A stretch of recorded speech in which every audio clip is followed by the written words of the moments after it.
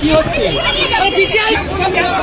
ধরো আনন্দটা বলুন না বলছি আমি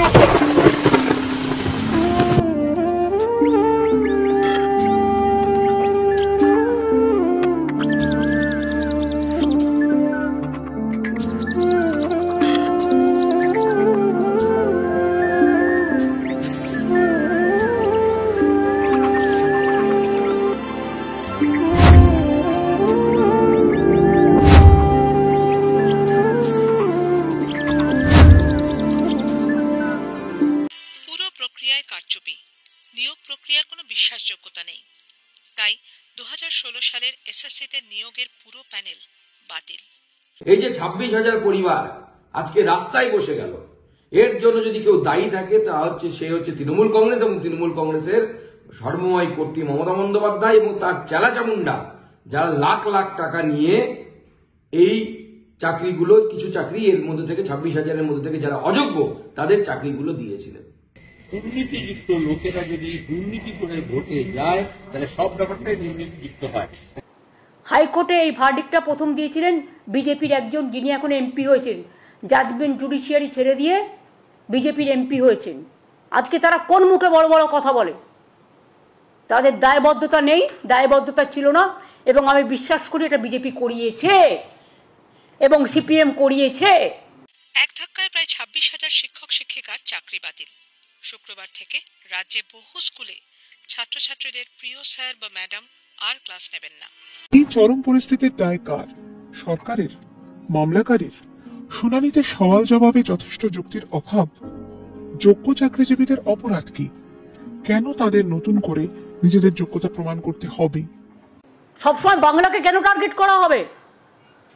কি দোষ করেছে বাংলার ছেলেমেয়েরা? কি দেশ করেছে বাংলার স্টুডেন্ট ইউথরা? রামকে অ্যাটাক, বামকে অ্যাটাক, ঘুরিয়ে ফিরিয়ে অনেককে অ্যাটাক করেছেন। চোরের মায়ের লম্বা গলা, চোরেদের রানী, তিনি বলেছেন এসএসসি দায়ী, এসএসসির হাতে কোনো ক্ষমতা ছিল না। এই রাজনৈতিক দড়ি টানাটানির মাঝে পড়ে গিয়েছেন চাকরিহারারা। অনিশ্চিত এক ভবিষ্যতের আশঙ্কা করছেন তারা। আজকে আমাদের মৃত্যুদণ্ড কার্যকর হয়ে গেল, কিন্তু আমরা নিরপরাধ। অনেক খেটেছি জীবনটা, সারা জীবনের পরিশ্রম, আমি জানি না এই মুহূর্তে বুঝতে পারছি না কি করবো আমরা। আমি হয়তো মারা যাবো। আজকে আমি আমার পাড়ায় ঢুকতে পারবো না, সবাই বলবে দেখো চোর এসছে, চোর এসছে। খুব মানসিকভাবে বিধ্বস্ত। এখানে জন্মানোটাই আমাদের ভুল হয়েছে। আমাদের ছেলেটার কি হবে? বৃহস্পতিবারের রায় আদালত কি জানিয়েছে? সর্বোচ্চ আদালত জানিয়েছে যারা চাকরি করেছেন তাদের টাকা ফেরত দিতে হবে না। কেউ আগে অন্য সরকারি দফতরে কাজ করে থাকলে নতুন চাকরিতে নিয়োগের পর তার সিনিয়রিটি ও পুরনো চাকরির মেয়াদ বজায় থাকবে। বিশেষভাবে সক্ষমদের চাকরি বাতিল হলেও আগামী 3 মাস তারা বেতন পাবেন। 2025 সালের 10 ফেব্রুয়ারি এই মামলার শুনানি শেষ হয়। প্রধান বিচারপতি সঞ্জীব খান্না এবং বিচারপতি সঞ্জয় কুমারের বেঞ্চ রায় ঘোষণা স্থগিত রাখে। Will accept the Supreme Court judgement. ওরা বলেছে 3 মাসের মধ্যে প্রসেস করতে, আমরা করে দেবো। আমি এডুকেশন মিনিস্টারকে, আমরা একটা মিটিং করেছি এমার্জেন্সি, সবাই যারা এখানে আছি সবাই মিলে, এবং অলরেডি এডুকেশন মিনিস্টারকে বলেছি যে স্কুল সার্ভিস কমিশন, যেটা অটোনমাস অর্গানাইজেশন, তাদের আমাদের ফিলিংসটা জানাতে, what they will do it is their decision, but আমাদের ফিলিংসটা জানাতে আজকে আমি এসছি প্রেস করতে। আমরা পুরো যৌথ পরিবার হিসেবে সবাই মিলে মানবিকভাবে তাদের পাশে দাঁড়াতে এসছি। একজন দোষীর জন্য তুমি সবাইকে কি করে এক জায়গায় যুক্ত করলে? এবং 2 হচ্ছে, আগের চিফ জাস্টিস এটাকে স্টে করে দিয়েছিলেন সুপ্রিম কোর্টেরই।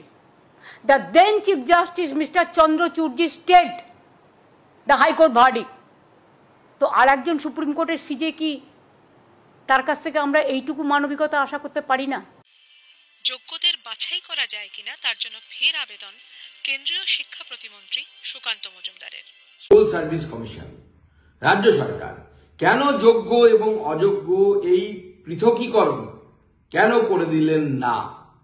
যদি আজকে যোগ্য এবং অযোগ্য এই পৃথকীকরণ মহামান্য আদালতের সামনে রাজ্য সরকার করে দিতেন, তাহলে পরে আজকে কিন্তু এই টোটাল 26,000 প্রায় 25,573 জন, এদের কিন্তু চাকরি চলে যেত না, শুধু অযোগ্যদের যেত।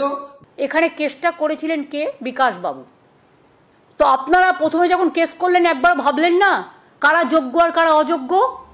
26,000 চাকরিহারাদের মধ্যে অনেকেই স্কুলগুলিতে নবম, দশম বা উচ্চ মাধ্যমিক শ্রেণীর শিক্ষা দিয়ে থাকেন।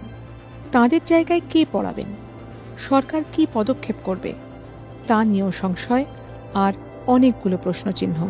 সুস্থ চোখ, ভালো দৃষ্টি মানে চোখের আলো। কম্পিউটারে চক্ষু পরীক্ষা, ছানিয়া অপারেশন, 5 মিনিটে চশমা। গোসাবা বাজার ও বারাইপুর। 9733894015। আমাদের কোনো শাখা নেই।